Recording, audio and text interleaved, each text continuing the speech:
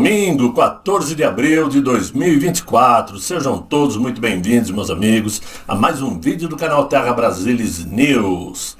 Espero que depois desse domingo, de uma boa macarronada, né? De uma boa lasanha, aqueles pratos que os italianos adoram, vocês estejam dispostos a me ouvir para encher um pouco mais a barriga. Vamos lá. A gente dá risada, mas a coisa não está fácil. Pois é, estamos aí realmente vivendo em meio à escuridão. Essa que é a verdade. Num mundo perturbado pelo medo, e tudo isso tem uma explicação muito clara, pelo menos ao meu ver. A falta de Deus. Eu sei que muitos que me acompanham não acreditam, e eu respeito, evidentemente, mas pensem como se fosse a falta do Criador. O homem, em certo momento, resolveu que poderia andar com as próprias pernas, né? E sem os ensinamentos do Criador. Por isto, essa invasão de notícias ruins. Será que existe algum lugar nesse mundo plenamente feliz? Esse mundo está sendo governado pelo coisa ruim, disso não temos a menor dúvida. E junto dele, vários parceiros de duas patas. Alguns vestidos de super-heróis com capas, né? E são chamados de líderes que querem destruir aquilo que Deus construiu em 7 dias. É só isso que eu acho. Mas, né? Vamos entrar direto no assunto, que é o que vocês querem, eu sei disto.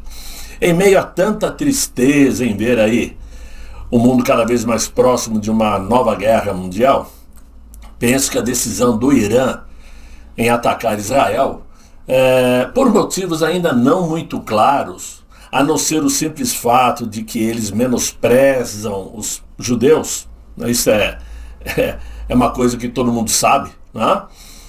Verdade é que esse ataque iraniano caiu como uma luva para o atual governo brasileiro, que viu ao menos nessas últimas 24 horas as redes sociais darem mais atenção ao conflito do Oriente Médio que aos desmandos governamentais em nosso país. Mesmo assim, 2 editoriais jornalísticos chamaram a atenção nesse final de semana. Não porque eu acredite plenamente que eles estão preocupados com a falta de liberdade no Brasil, mas porque já perceberam que talvez tenham que abandonar sim o barco, esse barco brasileiro.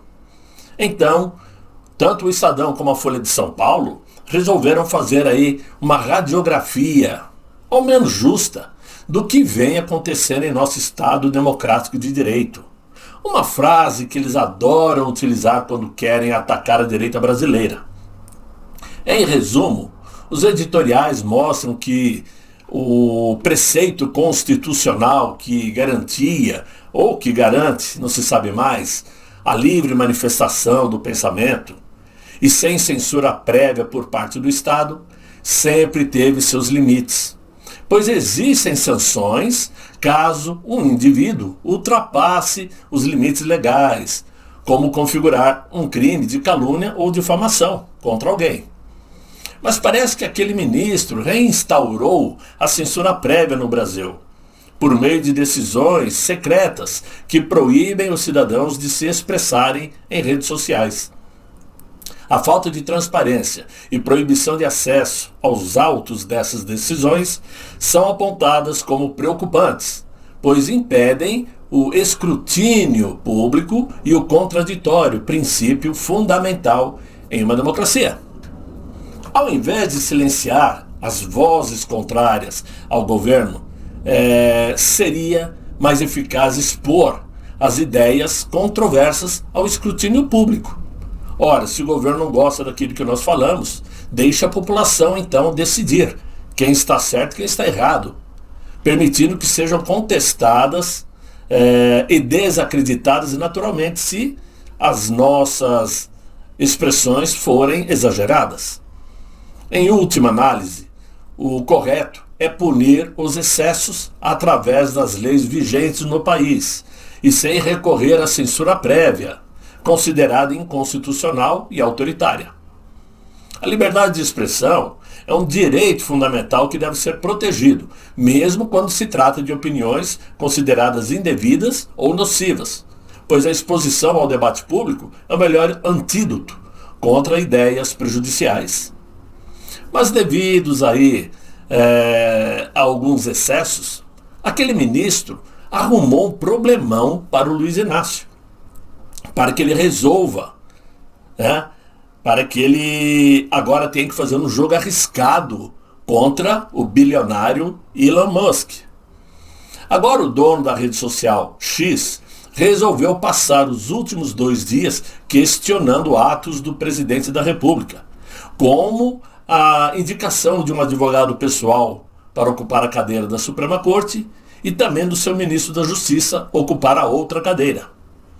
Fora isto, a batalha de narrativas que aquele ministro perdeu para Elon Musk, sim, ele perdeu.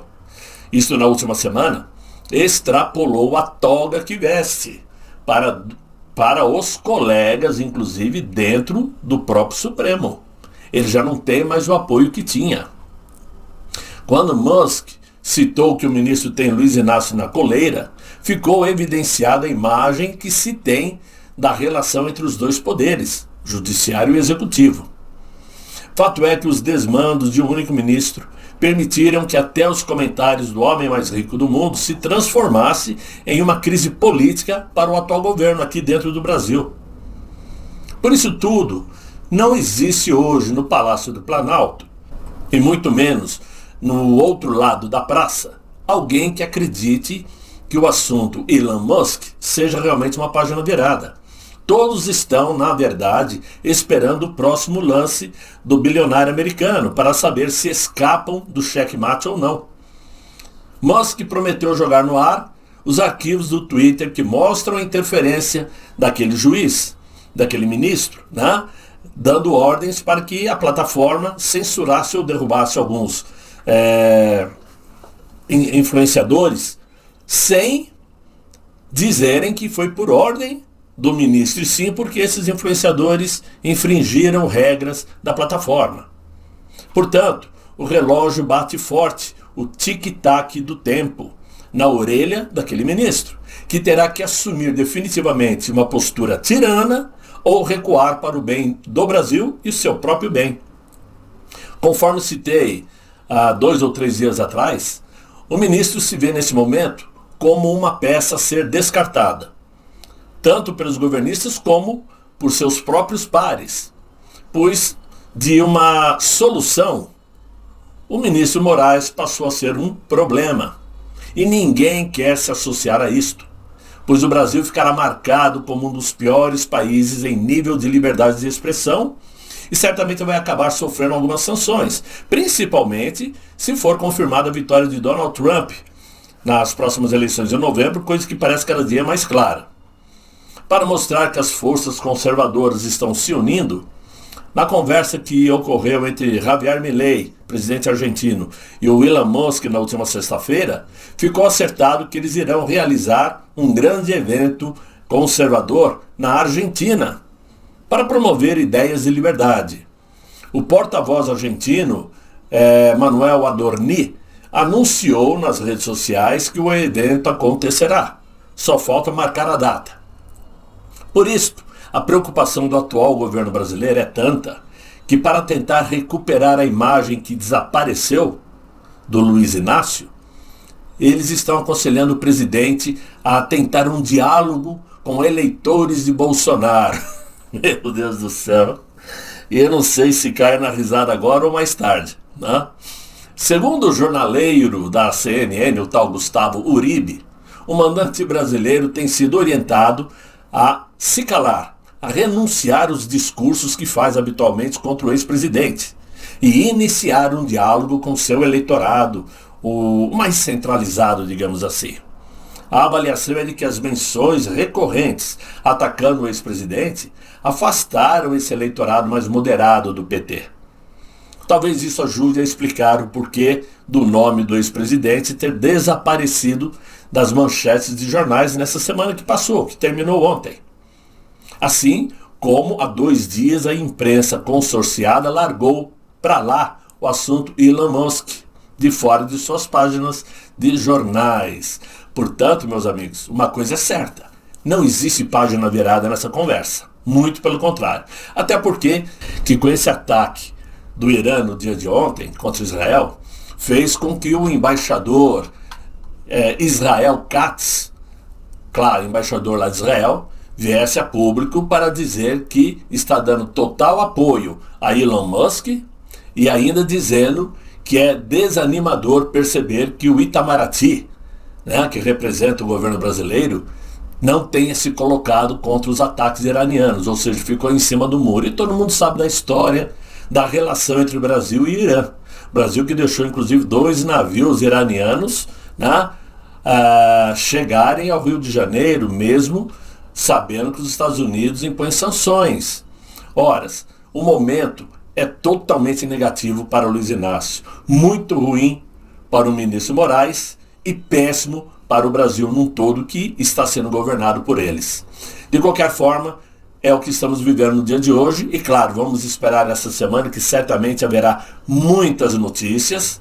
Isto é fato. Amanhã o mercado financeiro deverá acordar em ebulição, né? Dólar subindo, bolsa de valores caindo, petróleo subindo. Vai ser uma loucura. Então teremos muito que conversar. Mas por hoje é só isso que eu queria trazer para vocês. Mais uma vez eu digo, tomara que vocês tenham gostado do vídeo. Se inscrevam no canal, você que está assistindo e não está inscrito, se inscreva, é de graça, né? E deixe os likes principalmente. Agora, se você estiver aí com uma verbazinha sobrando, que tem um salário mínimo acima dos 1.412 e quiser dar uma ajuda ao canal, eu agradeço de coração. Fiquem todos muito bem, fiquem com Deus, tenham um excelente final de domingo e até amanhã, se Deus quiser, Ele há de querer. Tchau, tchau.